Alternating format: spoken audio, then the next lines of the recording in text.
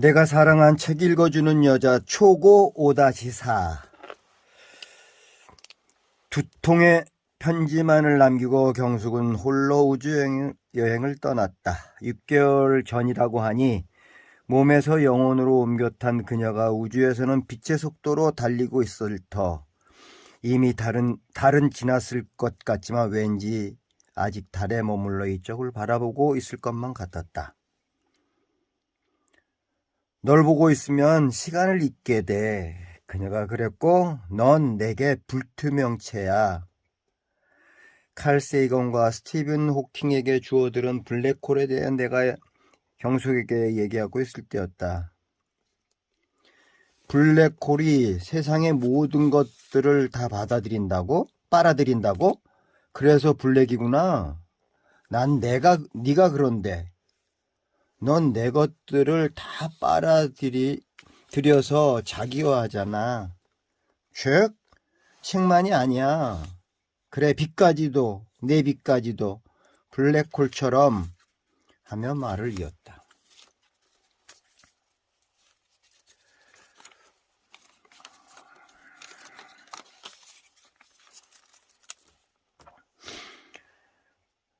우주는 신기하고 하늘은 신비롭지 않니? 그녀가 구별했다. 신기? 신비? 내가 물었다. 하늘을 대하는 서양인과 동양인의 차이라며 과학은 아라비아와 메소포타미아 그리고 황하와 한반도에서 서양보다 동양에서 더 일찍 발화했지만 한참 뒤늦게 출발한 서양 과학이 국가 권력과 유착하며 지구를 온통 제국 침략의 땅으로 짓밟으며 돈이 지배하는 땅으로 퇴락시켰다며 나지막한 목소리로 성토했다. 나로 하여금 지구 구초서를 이은 콜럼버스의 아메리카 침략을 떠올리게 했다. 발견이라니 말이 돼? 엄연히 인디언들이 수천 년 동안 살고 있었던 곳이잖아. 그래, 아직도 서인도 제로라고 부르고 있대. 콜럼버스가 죽을 때까지 인도로 알고 있었다면서? 이렇게 받아들이는 나를 경숙은 블랙홀 같은 투명체로 보았다. 어깨를 으스케 보이며 말을 다듬었다. 당신은 누구세요? 불쑥 내뱉는 존칭어에 나는 어색해하지 않았다. 가끔 그랬고 그 저희를 알고 있어서였다. 저희란 한없는 신뢰였다. 나는 내 가슴으로 그녀의 가슴을 안으며 대답했다. 내가 가진 수많은 가벼운 것들, 무거운 것들, 두려운 것들, 무서운 것들, 그리고 나의 죄까지도 다 받아들여주잖아. 넌 죄? 누구의 어떤 글인지 기억이 가물가물하다. 그녀가 읽어줬다는 사실만 확실하다. 내게 주어진 시간이 얼마나 남았을지 모르나 나도 모르게 누군가에게 지었을 죄를 조금이라도 이제 갚아가야 한다. 영중아, 난 내게 너무나 떠벌리기만 했었네. 갚지도 못할 거면서. 그래, 그 말은 맞았어. 시간은 기다려주지 않는다는 말. 그리고 기다리지 마요. 내가 기다리니까요.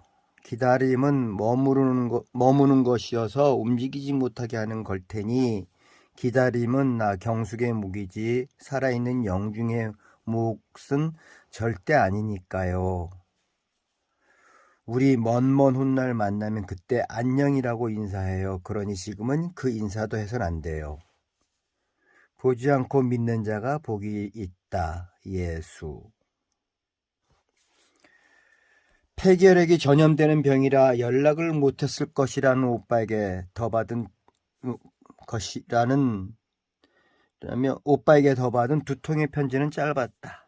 벌써 10년하고도 2년이 더 지난 날들이 눈앞 애비리 바당이 파도로 들려준다. 어제 뿌려진 일본 여자의 아플 사연들이 바람에 담겨 그 위로 날리다 바닷속으로 빠져든다. 죄송합니다. 돌아보니 어제 그 일본 여자였다. 순간 시간이 정지됐나 싶었다. 나의 시간을 10여 년 전으로 돌려놨던 여자가 앞에 있다. 환영이 아닌가 싶어 우물쭈물하고 있자 다시 죄송합니다 해오니 그녀가 정신을 차린 나를 세웠다. 하지만 어떤 대답도 못하고 그녀를 쳐다만 보고 있었다. 혹시 패전 후 여기 제주도에서 일어난... 말을 더 잊지 못하는 그녀에게 가까스로 추스리고 되물었다. 패전이라니요? 예, 1945년 그러니까 원자폭탄이 떨어진 후 일본이 전쟁에서 손을 뗄 수밖에 없었던 일입니다. 말입니다. 그자 일본인의 패전이 한국인의 해방과 같다는 사실을 알아챘다. 그런데 손을 뗄 수밖에 없었다니, 항복이란 말을 안 쓰는 일본인들의 전형 앞에 서 있으려니 부하가 치밀어 올라왔다. 예, 항복한 일 말이죠. 천황인가 일왕인가 하는 침략자가 그랬죠. 그는 끝내 항복이란 단어를 쓰지 않았다는 것을 잘 알고 있는 건 나만이 아니었다.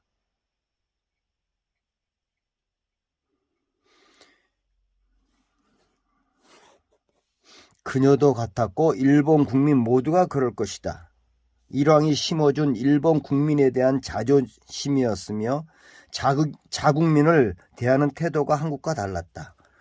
옳고 그름의 시비, 바르고 틀림의 정부 이전의 문제이다. 임진왜란 때 일본군이 부산에서 한양으로 치밀고 들어오자 아직 일본군은 닿지도 않았건만 이미 한양을 버리고 의주로 내뺀 조선의 왕 선조가 떠올라서였다. 조선을 버리고 중국의 변방 만주로 피신하려 했던 선조의 항복이란 말을 않고 전쟁에서 손을 뗐다는 교육된 일본 여자 앞에서 내 두 손이 꼭 주먹쥐어졌다. 그것은 비군함에 대한 분노였고 비열함에 대한 열등감이기도 했다. 우리의 힘으로 얻어낸 승리가 못되면서도 해방이라고 날뛰어 좋아했으니 이승만 같은 조선의 왕과 다름없는 나라의 지도자가 나올 수밖에 없었다. 그는 국민, 특히 일본 서울 시민을 안전하다고 방송해놓고 빠져나온 한강다리를 폭파하게 했다. 6.25 전쟁이다. 선조는 의주와 중국 땅으로, 이승만은 부산으로 이어 한국말처럼 해대는 미국으로 도망치려 했다. 잠깐 사이 스쳐가는 역사가 내 고개를 떨구게 했다. 그 사이 알아차린 일본 여자가 또 죄송하단다. 죄송합니다 하며 들려주는 그녀의 남편과 가족들 얘기가 애삐리 바당을 바라보며 애삐리 바당이 쳐대는 파도 소리와 함께 내 귀로 내 가슴을 밀려 들어왔다. 나는 그녀의 말을 듣기만 할 양으로 지들도 마치 듣는 양 바위 사이에 턱을 개고 엎어져 있는 고양이 형제를 스케치북에 그렸다. 어미로부터도 버려진 새끼 고양이들이 제주 바닷가에는 무척 많다. 산만해서가 아니다. 더 집중하기 위해 그린다. 그리는 동안은 내 입을 열기보다는 닫아두고 눈과 귀를 더 열어두게 만든다.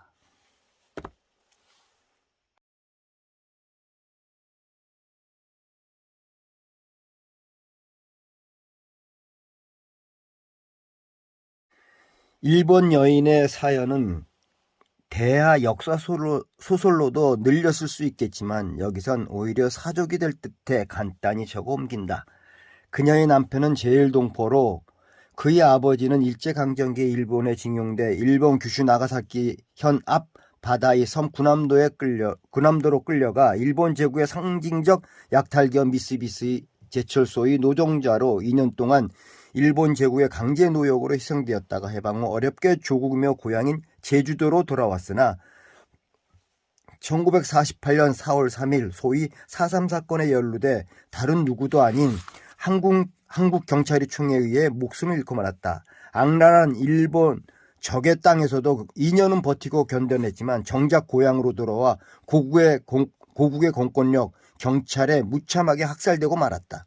그 후 그의 아들이며 그 일본여 야마시타의 남편은 20대에 아버지의 죽음을 안 뒤 말을 잃었다.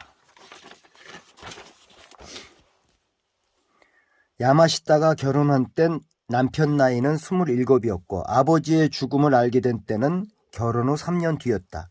그는 어릴 적부터 조선인이란 이유 하나만으로 이지매를 당해왔기에 심신이 매우 허약했고 아버지의 죽음을 뒤늦게 알게 되자 자신이 평생 당해야 했던 태생의 처지를 비관하다가 결혼 20년 뒤에 끝내 자살하고 말았다. 남편이 다시 말할 수 있게 하기 위해 제가 한국어를 배웠습니다. 그래도 소용없었다. 그리고 나도 소용없었다.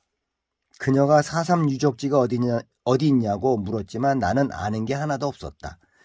나도 한국인이면서 그래도 최고대학을 나왔다는 내가 4.3 사건에 대해 아는 것이라곤 고작 제주도 남로당원들이 북한의 사주에 따라 남한 정부를 전복시키기 위해 무장봉기에 무고한 제주도민 3만여 명이 희생되었다는 국사교과서에 나오는 두 줄 역사로 기억하고 있을 뿐이었다. 조선임금 선조와 해방 후 초대 대통령 이승만과 내가 뭐가 다를 게 있어. 야마시타라는 일본 여자 앞에서 내 고개를 떨구지 않을 수 없었다. 모른다고 할 수도 없어 머뭇거리고 있어야 했다. 어제랑 오늘 제주도인들에게 물어봤지만 다들 이야기는 해주지 않았습니다. 다들 모른다며 도망가더란다. 나는 몰라도 제주도인들은 당장 아버지와 어머니 그리고 할아버지 할머니 이야기일 텐데 왜 당신은 1990년대 초 노태우가 대통령을 하던 때로 보통 국민이라는 가면을 쓰고 그전 독재와 다를 바 없는 공안정국의 시대였기에 제주도민들이 자신의 조상들에 대해서도 입을 열 수 있는 형편이 되지 못한 때였다. 나는 4.3에 대해 모른다는 말 대신 그녀에게 기껏 한다는 말이 어줍기만 했다. 난 서운에서 태어나 제주도에서 그것도 몇십 년 전에 벌어진 일이라 전혀 더 말을 이어가지 못했다. 창피했고 부끄러워 그리던 고양이만 쳐다봐야 했다. 태어나자마자 지 애미로부터 버려지는 고양이의 눈이 내 눈을 찔렀다. 짐승과 내가 뭐 다를 게 있나 자괴감에 빠져들었다. 죄송합니다. 야마시타는 등을 돌려 내게서 벗어났고 한참 뒤에야 애비리 바닷가에 빠져나와 한 길로 나오자 시외버스가 내 앞을 지나갔으며 정류장에 선 버스가 하늘색 쇠타를 입고 있던 야마시타를 태우고 저 멀리 사라졌다. 나는 다음 시외버스를 타고 40분을 기다려 다음 시외버스를 타고 서귀포로 나갔다. 그리고 불과 6개월 전 외면했던 4.3 당시 민중봉기를 주도했던 지도자를 한 경찰이 오랫동안 숨겨줬다는 집터를 찾아갔다. 그 집은 없고 쓰레기가 쌓인 공터에 털썩 주저앉았다. 한동안 나의 뇌는 작동되지 않았다. 생각도 보는 것도 듣는 것 없이 집으로 돌아오려니 버스는 이미 끊겼다. 20km가 넘는 길을 걸어서 가는데 내 발이 투벅투벅 줄고 짜증을 내며 내 신경을 건드렸고 내 입에선 씨발 불확실하지만 분명한 상대에게 짓걸대고 있었다. 나에게 그리고 4시간쯤 후 집으로 돌아온 내가 할 수 있는 것이라곤 고작 아까 애비리 몽돌 바닷가에서 그린 고양이 눈에 야마시타의 쇠타 하늘색을 덧칠하는 일뿐이었다. 그것도 한 마리의 애게만.